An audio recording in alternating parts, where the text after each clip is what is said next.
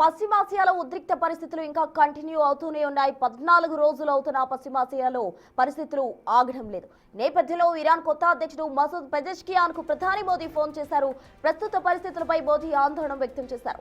యుద్ధం వల్ల పౌరులు ప్రాణాలు కోల్పోతుండడం దురదృష్టకరమని, ఎవరికీ మంచిది కాదని మోదీ స్పష్టం చేశారు. ఏ సమస్యనైనా ఆయుధాలతో కాకుండా కేవలం చర్చల ద్వారానే పరిష్కరించుకోవాలని ఇరాన్ అధ్యక్షుడికి సూచించారు.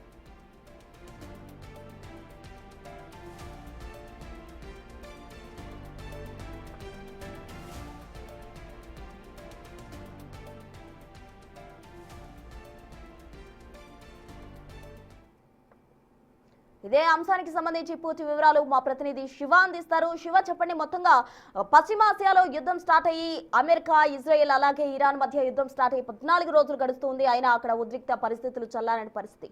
నేపథ్యంలో ప్రధాని మోదీ అటు ఇరాన్ కి సంబంధించిన కొత్త అధ్యక్షుడు పెజెష్కియాన్ కు కాల్ చేసి మాట్లాడడం జరిగింది. ఆ చర్చలో ఏం మాట్లాడారు, ఏం జరిగింది? రైట్. ప్రస్తుతం 28వ తేదీన ప్రారంభమైన యుద్ధం ఈ రోజు 14వ రోజుకు చేరుకుంది. ఈ ఇజ్రాయెల్ దాడితో మొదలైంది ఈ యుద్ధం అంతా కూడా. మొత్తం దాడులు ప్రతిదాడులతో ఇజ్రాయెల్, అమెరికా, ఇరాన్ 3 దేశాలు కూడా ఒకరిపై ఒకరు దాడులు ప్రతిదాడులతో విరుచుకుపడుతూ ఉన్నారు. అయితే ఈ దాడుల్లో సందర్భంగా ఇటు ఇరాన్ అధ్యక్షుడు మసౌద్ పెజెష్కియాన్ 3 షరతులను కూడా పెట్టారు. అంటే యుద్ధం ముగించాలంటే కనుక మేము పెట్టిన షరతులకు అంగీకరించాలంటూ కూడా షరతులు పెట్టారు.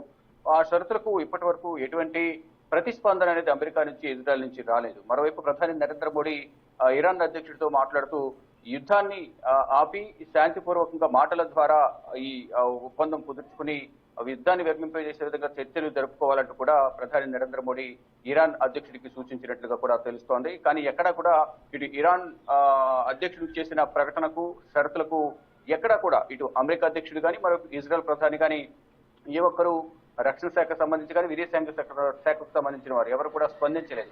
కానీ ఇప్పుడు ఒకవైపు కండిషన్స్ పెట్టినప్పటికీ కూడా దాడులు ప్రతిదాడులు అనేవి ఇంకా కొనసాగుతూనే ఉన్నాయి. ఆయన కండిషన్స్ పెట్టిన తర్వాత అమెరికా దాడులు చేసింది, తర్వాత ఇజ్రాయెల్ దాడి చేసింది. మరోవైపు ఇటు దుబాయ్లోని బుర్జ్ ఖలీఫా సమీపంలో ఇరాన్ మరొకసారి డ్రోన్స్ తో దాడి చేసింది. అంటే ఈ దాడి ద్వారా ఎవరికి ఎటువంటి ప్రమాదం జరగలేదు, ఎటువంటి ప్రాణ నష్టం జరగలేదు దుబాయ్లో. కానీ మళ్ళా దాడులు ప్రతిదాడులు అనేవి జరుగుతూనే ఉన్నాయి. ఒకరిపై ఒకరు దాడులు చేసుకుంటున్నారు. ఈ నేపథ్యంలోనే దీని ద్వారా ప్రజల ప్రాణాలకు నష్టం వాటిల్లుతుంది. ఆర్థికంగా కూడా అన్ని దేశాలు నష్టపోతాయి.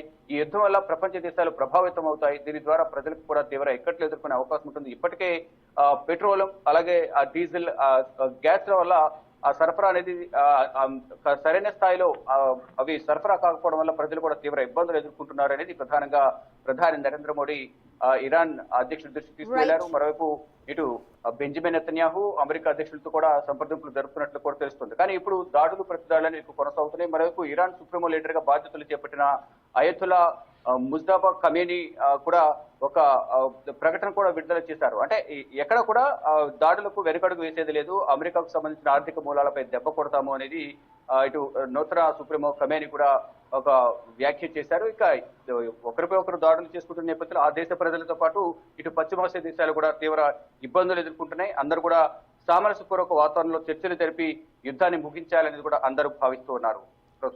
Right Shiva, thank you.